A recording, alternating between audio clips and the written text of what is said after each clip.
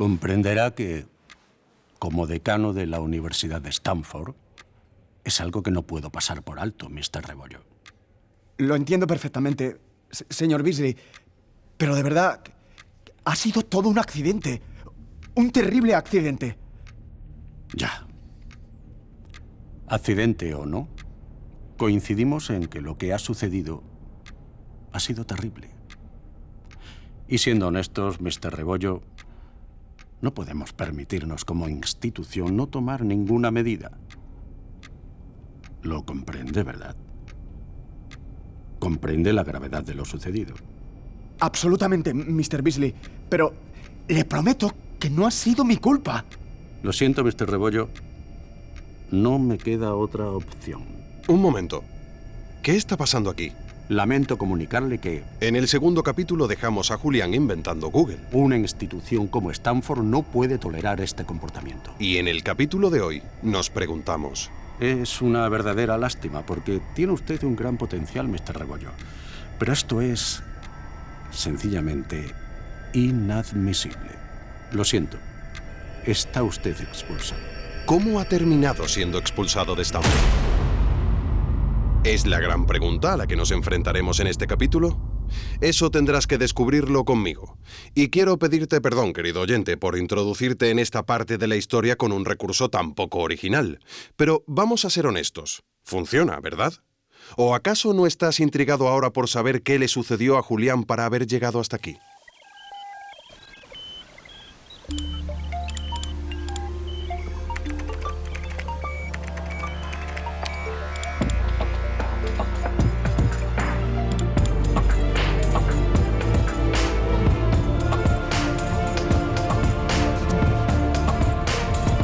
El Gran Buscador. Capítulo 4. Barney y Julián. Recapitulemos. La última vez que hablamos de Julián y de su estancia en Stanford, Patricio, el conserje, nos habló de una servilleta y nosotros la introdujimos en nuestra recreación. ¿Esos garabatos? ¿Qué estás calculando? Tío, estás tecleando muy rápido. Como si... Como si tuvieras la solución. Ya está. Ahora sabemos que fue Julián quien resolvió el algoritmo de Google. Pero, ¿cuáles fueron los pasos que le llevaron hasta allí? Julián llegó a Stanford a finales de septiembre de 1995. El 25 del mismo mes, un lunes, comenzó su curso de posgrado en Ciencias de la Computación. Y debería haber sido la culminación de su sueño. Sin embargo, no fue más que la confirmación de una constante en su vida. Julián estaba solo. Pues mira, yo lo vi entrar en el campus y iba vestido como cowboy. Inmediatamente supe que le faltaba pelo pa' moña. ¡Qué desastre! Dije, pero es que no puede andar así, se lo van a comer vivo. Escuchamos a Daniela Smith García, la presidenta del Spanish Club de Stanford durante los años 1994 a 1998. Gracias al boletín que encontramos en la biblioteca, pudimos contactar con ella. Daniela es latino-estadounidense y los productores nos han recomendado que, para que no se pierda información, acompañáramos su testimonio de una traducción, pero me he negado. Salvo algunos palabras, Daniela pronuncia y se le entiende bien. No es como cuando hay que subtitular a los andaluces. Solía comer solo en la cafetería y en clase también estaba solo. Una compañera que coincidía con él me contó que se fue ofreciendo alumno por alumno para hacerle los trabajos. Ay, Angelito, es que era muy pequeño. ¿Sabes que te daban ganas como de invitarlo a un chocolate caliente y darle un abrazo? Y lo hizo. Al menos lo del cacao. No tengo ni idea qué pensaría. Ay, no sé, tal vez que yo tenía algún tipo de interés romántico o algo así. Es que no sabes, se puso rojo, rojo, rojo y pues yo lo que pensé es que no hablaba inglés porque como nunca decía nada, pues entonces para disimular le hablé del Spanish Club, ¿ok? Es que dije, pues de este modo él va a pensar que yo soy la que lo necesito y no al revés. Ay, mira, la verdad es que yo no quería que supiera que me había acercado a él por lástima. Julián se apuntó al Spanish Club a petición de Daniela. Permaneció en él 2 años hasta 1997, aunque asistiendo a las reuniones de forma intermitente. Por el camino, sus intereses habían empezado a cambiar, igual que sus amistades. Y al pajarito le costó hacer amigos. Patricio, el conserje mexicano de Stanford, nos cuenta más cosas de los primeros meses de Julián en la universidad. No solo era un chavo muy callado, sino que además tenía 15 años. O sea, nadie quería juntarse con un quinceañero. Parecería su papá o su hermano mayor. Un día llegó más tarde al Spanish Club. Oye, nunca lo había visto tan contento. Estaba radiante. Había pasado por la entrada. Tenía que firmar la entrega de un paquete que le mandó su mamá. Yo sabía que la señora siempre le enviaba, ¿cómo se llamaban? Perras, perrunas, perrunillas, eso, perrunillas.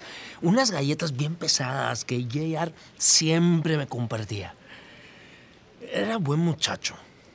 El caso es que, bueno, esa vez la mamá le mandó una caja enorme. Y pues yo pensé, pues no, a lo mejor era un jamón. Me puse súper happy cuando me contó que había hecho un amigo. Y que se le cae la caja. Se abrió y todo quedó tirado por el piso. Otro chavo que andaba por ahí se acercó a echarle la mano. Era Sergey Brin, sí, el mismo, el de Google. Era como si hubiera salido por fin del cascarón. Estaban los dos agachados, recogiendo lo que se había caído. Y el Sergey se quedó de piedra, a saber qué vio en la caja. Yo solo alcanzaba a escuchar a J.R. decir que no era lo que pensaba, que era una tradición en su país. Y ahí Sergey se empezó a reír, no paraba de reír. Vamos, seguro que era la pata del cerdito. Me contó que su mamá le había enviado el traje de Semana Santa de su papá y pues que así él se iba a acordar de la familia, del pueblo y pues de todas esas cosas. Él no quería mostrarlo nunca, porque, pues bueno, ya sabes, se parece mucho a otros trajes de por aquí. Y al parecer, Sergey, cuando lo vio en la caja, pues tuvo curiosidad y le empezó a preguntar. Y ahí que estaban juntos, pasándola bien, recuerdo que Sergey le ofreció un cigarrillo. Él le dijo que no fumaba. Y yo creo que el ruso le insistía. Sabiendo como sabemos ahora todo lo que fumaba Guadalupe, la madre de Julián, es normal que nuestro extremeño sintiera cierto rechazo por el tabaco. Vi cómo J.R. al final tomó el cigarrillo y lo guardó. Y enseguida volvieron las risas y el compadreo. Esa misma tarde me buscó y me regaló el cigarrillo. Y lo vi feliz y sonriente. Me emocionó ver que el pajarito había hecho un amigo. Ah, bueno, y del jamón ni rastro. I don't know. Supongo que ella lo veía como un hermano mayor. Pero Sergey, no sé, no estoy tan segura. Es que a lo mejor solo le gustaba tener a alguien que lo admirara. You know what I mean? Un niño con su hermano mayor. ¿Podría ser que Sergey Brin viese en Julián por un momento a Samuel Brin, su propio hermano pequeño? Nos ayuda a fabular sobre el asunto Roberto González, historiador, experto en tecnología y cada vez más experto en la vida de Julián Rebollo. Sergey y su familia se vieron obligados a huir de su hogar en la URSS. En 1979, ante el creciente antisemitismo, acabaron estableciéndose en Adelphi, en Maryland. Y claro, el primer año no fue fácil para Sergey. Con 6 años, su conocimiento del inglés era rudimentario y hablaba con un fuerte acento. Según sus profesores, no era un niño especialmente sociable, pero tenía confianza en sí mismo para seguir sus ideas. Toda su vida giró en torno a acertijos, mapas y juegos matemáticos que enseñaban a multiplicar. ¿Os recuerda a alguien? Sí, ¿verdad? ¿Puede ser que se sintiese identificado con Julián y que por eso le acogiese bajo su ala? Bueno, supongo que sería una justificación posible, o tal vez solo se cayeron bien. No me veo capacitado para fabular así. Ya se ve. El incidente del paquete nazareno tuvo lugar entre febrero y marzo de 1996. Larry Page y Sergey Brin ya habían empezado a trabajar juntos en lo que más de un año después detallarían en su artículo la anatomía de un motor de búsqueda web hipertextual a gran escala, lo que ya sabemos que llamaron en un principio Backrub y posteriormente Google. Recuerdo que le echaba cantaleta todo el rato.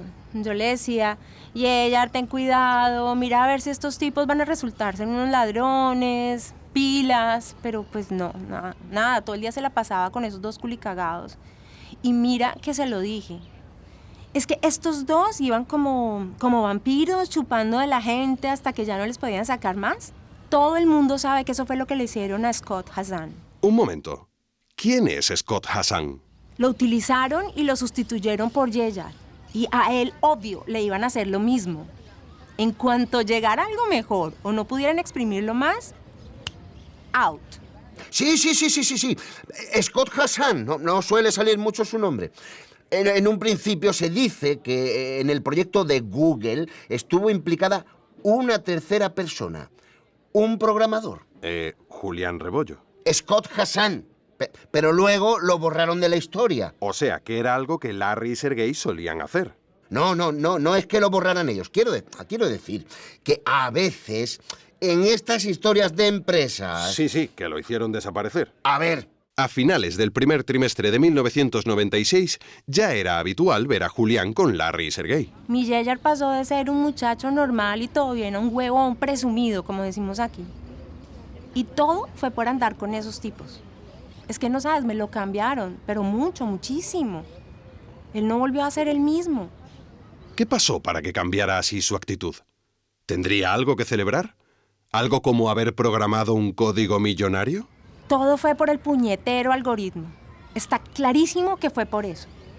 Yo me acuerdo perfectamente de la noche en la que vinieron como locos a la cafetería y nos subieron corriendo a la habitación. Desde esa noche, él no volvió a ser el mismo. Daniela nos cuenta la noche que lo cambió todo. Al parecer ella y un par de estudiantes del Spanish Club estaban en la cafetería de la residencia cuando de pronto aparecieron como locos Sergey, Larry y una tercera persona.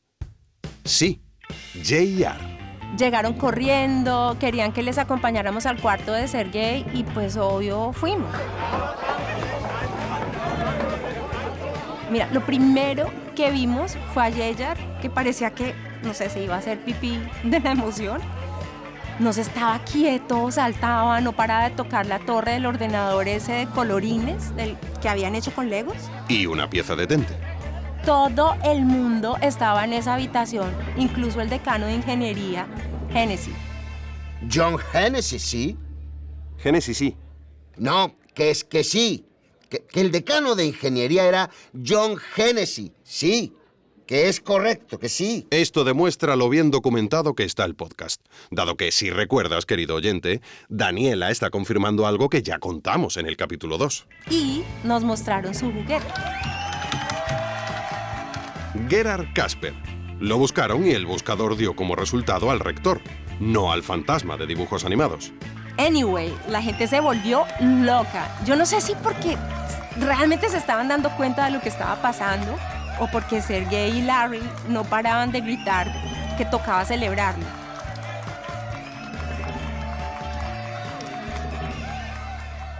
Yeyar estaba tan feliz.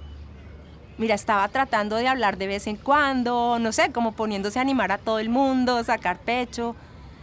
Pero los otros dos no lo dejaban. No sé, estaban en este plan como paternalista, que si toma, que si fúmate un cigarrillo. Oye, de verdad que estaban súper pesados con que fumara. Así va a crecer, decían. En eso por lo menos no les hizo caso. En lo de tomar sí, tomó mucho. Estuvo como media hora intentando explicarme algo que faltaba, no sé, una cuenta fundamental en el algoritmo, algo así. Me mostró una servilleta con cuentas que estaba doblada, él la doblaba, la guardaba, volvía a sacarla. Pero no sé, por mucho que lo hiciera esa noche, entre la fiesta, la celebración, en que Julián estaba como muy, no sé, pasado, emocionado, la verdad no entendí nada. La servilleta otra vez. Sí, luego él la tuvo mucho tiempo en su habitación, pero es que esa noche yo pensé que si era importante, pues otro día me lo iba a contar. ¿Y te lo contó? No me contó porque luego pues, bueno, empezamos a vernos menos. Es que ahora sí tenía amigos de verdad, o por lo menos eso creía él. Ya no le hacía tanta falta el Spanish Club. Es que lo único que le importaba era fiesta, fiesta, o sea, party todo el tiempo, esta semana, esta noche, la semana siguiente, este mes. No era la primera vez que tenía que llamarles la atención. Hablamos con Roger, uno de los guardias de seguridad de la universidad. Se subían de todo a las habitaciones. Cerveza, marihuana. Por subir. Un día subieron incluso al Stanford Tree. ¿Qué quieres que te diga? Allá donde había una celebración, allí que iba. Para mí era trabajo. Trabajo y honor. Eso nos lo cuenta David, el hombre que estuvo durante casi una década debajo del traje de la mascota de Stanford, que es un arbusto. Un arbusto de hoja perenne, para más datos. No se lo pensaron demasiado. La verdad es que siempre fue gracioso verle beber con el disfraz puesto. Siempre fui muy profesional, tío. Una vez me ponía el uniforme, no me lo quitaba absolutamente para nada. No lo digas mucho por ahí, pero con algunas cosas hacía la vista gorda. Que a fin de cuentas, todos hemos tenido esa edad. Me bastaba la promesa de que no lo volverían a hacer. Pero estos no escarmentaban. Así que les metí el miedo en el cuerpo de verdad. Fue tenaz, de verdad. El tipo de seguridad cogió a Yeyar y empezó a zarandearlo y empezó a gritarle y a preguntarle que quién era el responsable de todo esto, que si él sabía que no podía hacerlo, que si le habían dado de tomar, que si le habían dado cigarrillos, que él sabía que era menor de edad y que esto se le iba a ir hondo. Mejor dicho, que los iban a echar de la facultad. Que me da igual que en México sea legal beber desde los 10 años. Aquí, en América, no se puede hasta los 21. Dios bendiga este país. No quise aclararle que América es un continente. Tampoco que Julián no era mexicano. Estaba retirado, pero seguro que aún conservaba el arma. Ay, es que, ¿sabes qué? Ella no tenía que haber tomado porque él era menor. En el año 1997, el nombre de Backrap fue borrado y sustituido por el de Google. Ese mismo año, el nombre de Julián también empezaría a ser borrado para siempre. Me hicieron caso y las fiestas se acabaron. No, tío. Las fiestas nunca se acaban. Simplemente se cambian de sitio. Para Google, el camino del éxito acababa de comenzar, aunque sus propios creadores aún no lo supieran. Ellos dejaron la universidad y se montaron unas oficinas por ahí. Y Yeyar se enteró porque yo se lo conté. Larry y Sergey comenzaban a descubrir que tenían la receta perfecta del éxito. No faltaba ningún ingrediente, pero estaba claro que les empezaba a sobrar uno. En agosto de 1998, la decisión de sacar adelante el proyecto por fin comenzó a dar sus frutos. Hay 1000 historias divertidísimas de ofertas descabelladas, como la del primer inversor, Andy Bechtolsheim. Andy Bechtolsheim era un inversor importante que quería entrar en el mercado de las tecnológicas. Concertó una entrevista con Larry y Sergey para conocer su proyecto. Le convencieron en apenas 10 minutos. Cortó el pitch, bajó a su Porsche y volvió con un cheque de $100.000 a nombre de Google Inc. Pero lo mejor fue que para poder cobrarlo tuvieron que registrar la empresa porque en aquel momento aún no lo habían registrado, de verdad, que es que menuda historia. Pero antes del registro del nombre de Google, Sergey y Larry se fueron a celebrarlo al Burning Man, uno de los mayores festivales del mundo, sin invitar a todo el mundo. Durante celebraciones, efemérides importantes o aniversarios de personalidades históricas, es posible que al visitar Google te encuentres con algo diferente. Un cambio en la tipografía, una animación especial del logo. Esto ha sucedido en momentos como el 65 cumpleaños de Freddie Mercury, el 122 aniversario de Chaplin, el Día de la Tierra o simplemente en Halloween. Estas alteraciones en el logotipo de Google se llaman doodles. El primero data del 30 de agosto de 1998 y fue el primer "me voy de vacaciones" de Internet. Cuando Larry y Sergey recibieron el cheque de $100.000 de Bechtolsheim, los dos genios matemáticos se dieron unas merecidas vacaciones para celebrar el éxito de su empresa en el festival Burning Man. Pero, ¿qué es esto del Burning Man? Hippies pagan miles de dólares para ir a revolcarse en el lodo en medio del desierto.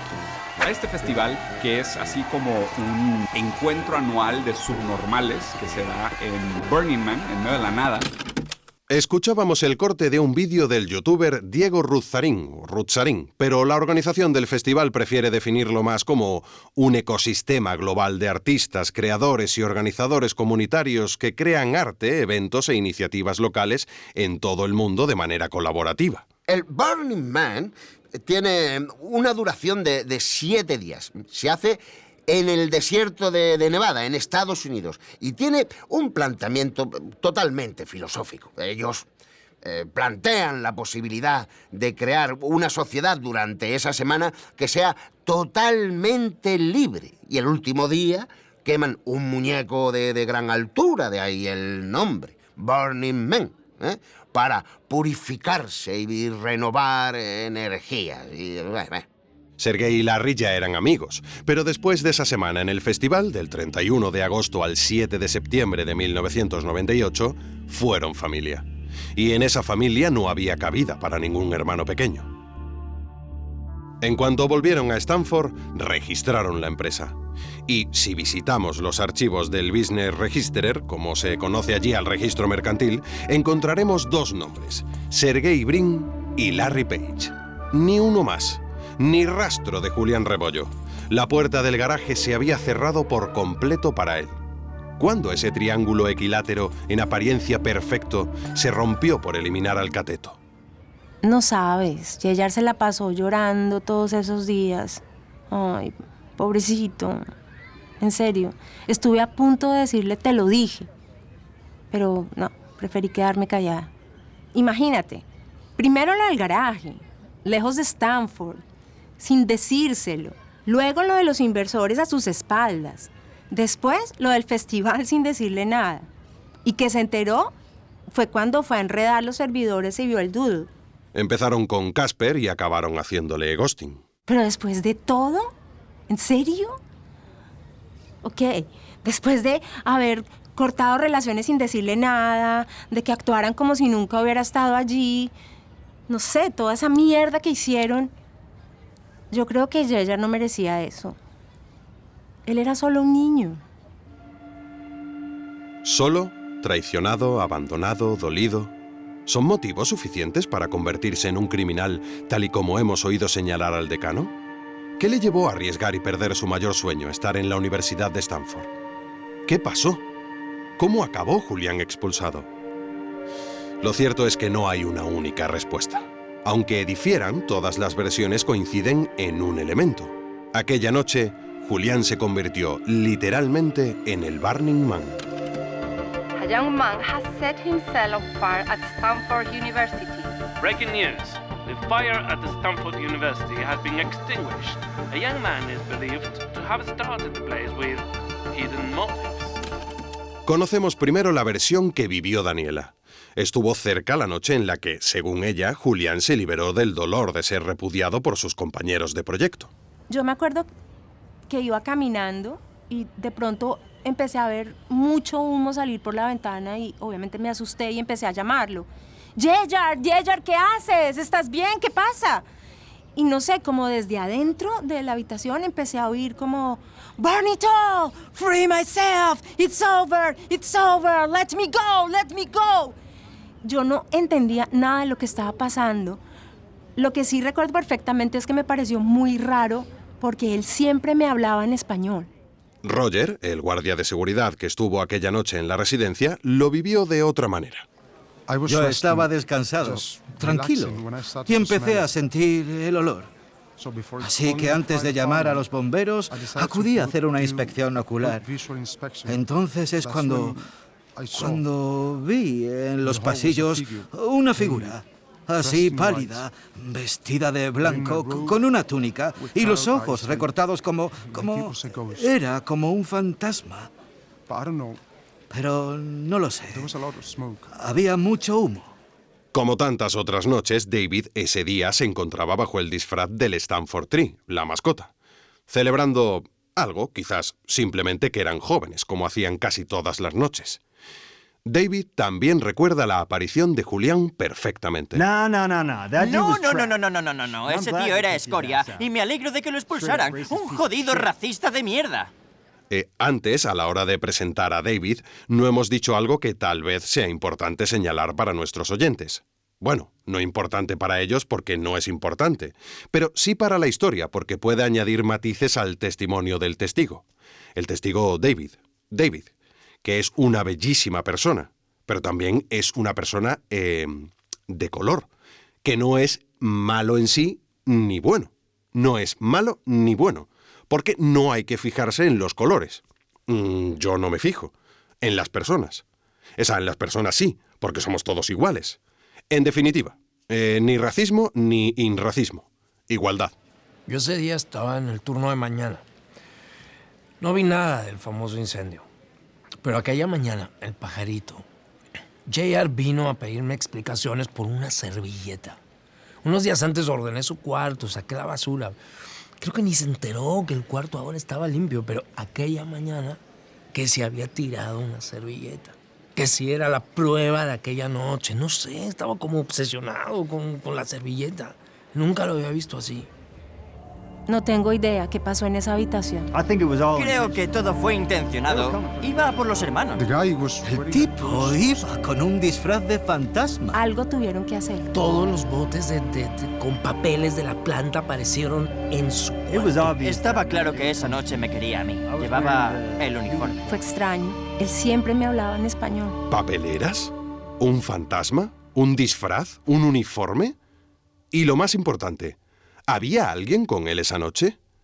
Son demasiados elementos, demasiadas voces y demasiados años como para saber a ciencia cierta qué fue lo que sucedió.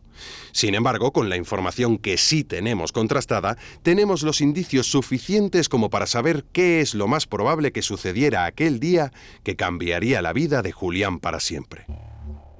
Es posible que Julián se reuniera con Sergei y Larry después del Burning Man para por fin aclarar las cosas.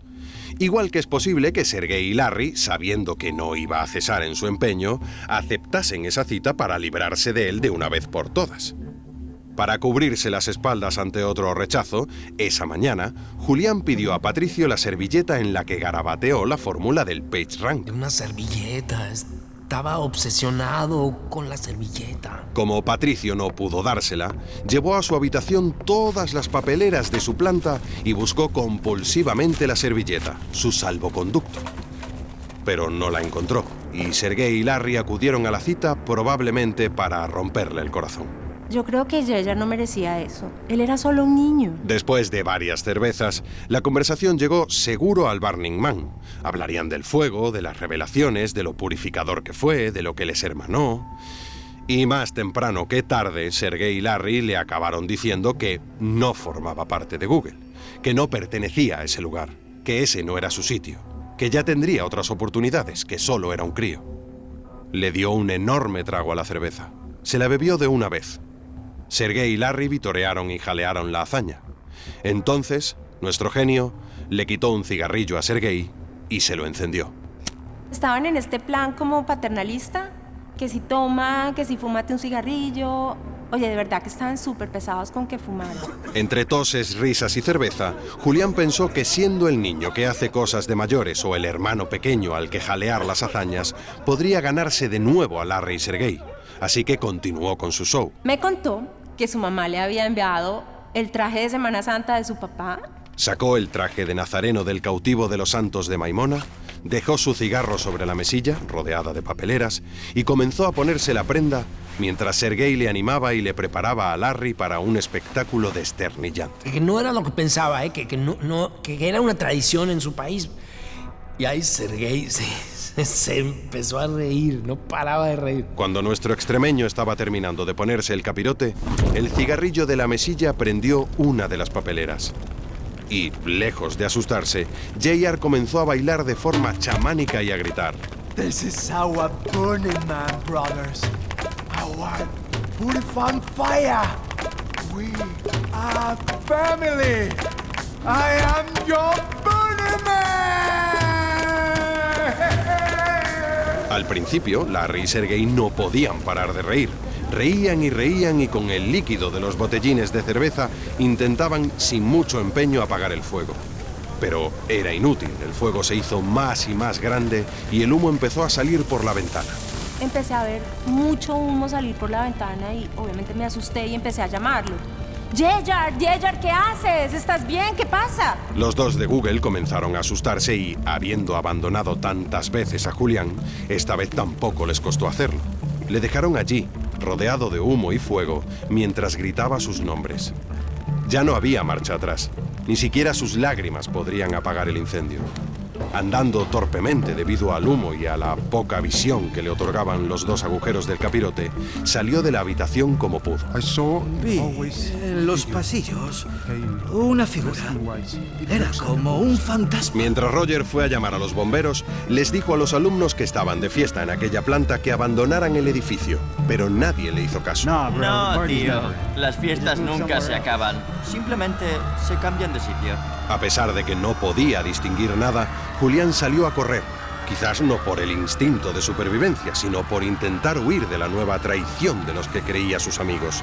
Fue entonces cuando chocó con el Stanford Tree. Estaba claro que esa noche me quería a mí. Llevaba el uniforme. Es una persona de color, que no es malo en sí ni bueno. No es malo ni bueno. A la mañana siguiente, Julián pisó por primera vez el despacho de una autoridad académica para algo que no fuera recibir un premio o una felicitación. Por favor, decano Beasley, estar en Stanford es mi sueño. Se lo ruego. No fui yo.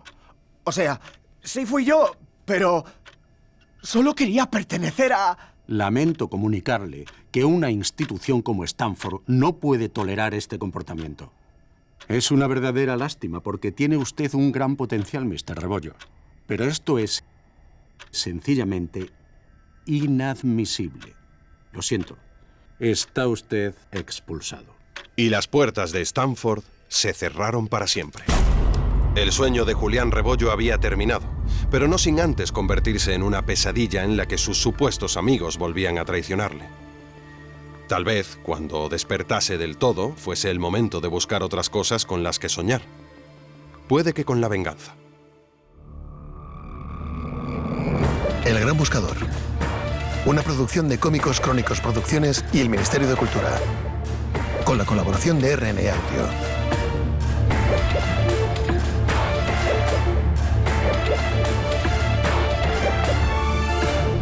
Descubre más en elgranbuscador.es.